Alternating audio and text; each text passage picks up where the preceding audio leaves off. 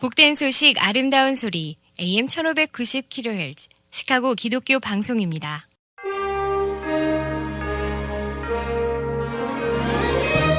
여러분 안녕하십니까? 12월 11일 금요일 KCBS 헤드라인 뉴스입니다.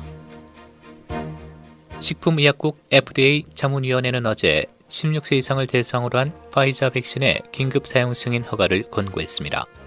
찬성표를 던진 이들은 16세 이상 상대로 백신 접종을 할 때 위험보다 이익이 더 크다고 판단했습니다.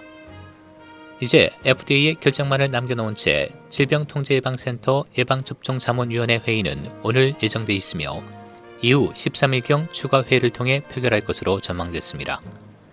알렉스 에이자 보건복지부 장관은 오늘 FDA가 화이자 백신을 승인할 것이라며 이르면 14일이나 15일부터 국민이 백신을 접종받을 수 있을 것이라고 밝혔습니다.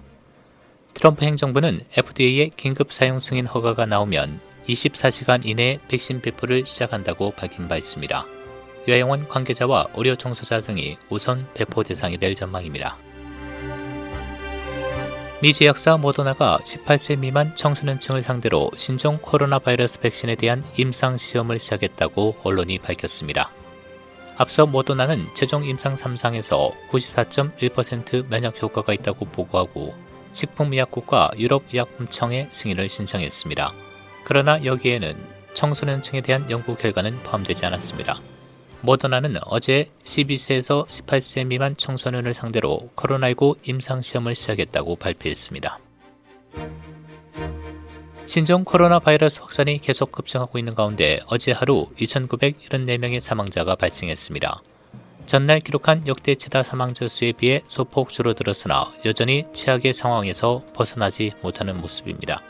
질병통제예방센터는 내년 1월 2일까지 국내에서 신종 코로나 바이러스 사망자가 36만 2천 명에 달할 수 있다는 전망을 내놨습니다. 현재 미국 내 전체 누적 사망자는 29만 9,825명으로 30만 명을 앞두고 있습니다. 누적 확진자 수는 어제 하루 21만 7,779명 추가돼 현재 1,605만 1,574명을 기록하고 있습니다. 일리노이주가 세 번째로 높은 코로나 바이러스 1일 신규 사망자를 기록했습니다. 일리노이 공중보건부는 어제 11,101건의 새로운 확진 사례와 196건의 추가 사망자를 보고했습니다. 지난달 주정부가 하루에 100명이 넘는 사망자를 보고한 것은 이번이 18번째입니다. 프리츠커 일리노이 주지사는 추수감사절 모임 이후 신규 확진자가 이미 급증했기 때문에 다시 증가할 가능성은 매우 낮다고 밝혔습니다.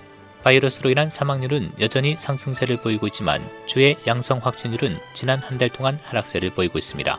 지난 12월 3일부터 9일간 7일 평균 양성률은 11.4%로 나타났습니다.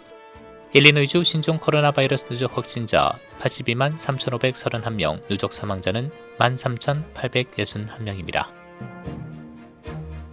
공화당 하원의원 100여 명이 어제 경합주인 조지아와 미시간, 펜실베니아, 위스콘신에서의 선거 결과를 뒤집는 것을 목표로 한 텍사스 검찰청장의 소송을 지지한다는 내용의 법정 의견서에 서명했습니다.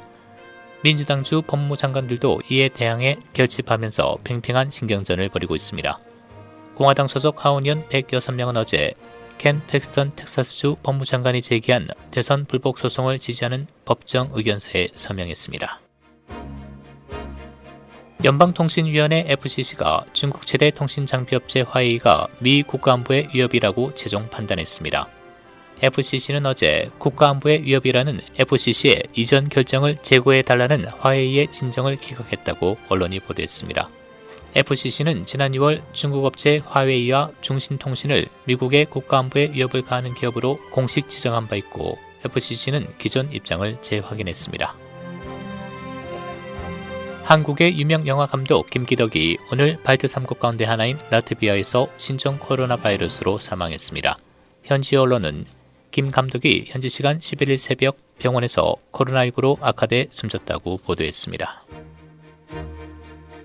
코로나 바이러스 확진율이 20%에 가까이 되자 코로나 바이러스의 확산을 막기 위해 드라이브인 예배까지 금지했던 캐나다 매니토바주가 방침을 바꿔 드라이브인 예배를 허용했다고 어제 크리스천 포스트가 발표했습니다. 캐나다의 브라이언 펠리스터 총리와 최고 공중보건 책임자인 브랜드 푸신 박사는 지난 화요일 기자회견에서 사람들이 가족과 함께 참석하고 차 안에만 머물러 있는 경우 드라이브인 예배가 허용된다고 말했습니다. 캘리포니아 산호세의 칼브리 채플은 코로나 바이러스의 확산을 막기 위해 실내 대면 예배를 제한하는 명령을 어기고 안면 마스크도 착용하지 않은 채 실내에서 대면 예배를 드리자 법원이 법정 모독죄로 55,000달러의 벌금을 부과했다고 크리스천 포스트가 보도했습니다. 산타클라라 카운티 고등법원 판사인 피로 H. 컬먼은 지난 화요일 칼브리 채플과 마이크 맥클로어 목사가 임시 제한 명령과 공중보건 지침을 따르지 않고 예배를 드려 위반할 때마다 2,500달러를 내라고 명령해 벌금 총액이 55,000달러가 됐습니다. 영국 교회가 전 세계적으로 종교 자유 또는 신앙의 자유를 증진하는 협력단체 컨소시엄에 가입했습니다.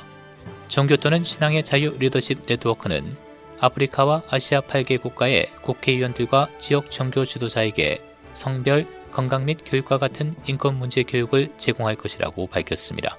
참여를 발표하면서 영국 교회는 종교나 신앙의 자유를 침해하는 경우가 심각하게 심화되고 있으며 대부분은 숨겨져 보이지 않는다고 말했습니다. KCBS 헤드라인 뉴스는 스마트폰 앱이나 웹사이트 kcbs1590.org에서 다시 들으실 수 있으며 유튜브에서 KCBS 헤드 뉴스를 검색하시면 다시 보실 수 있습니다.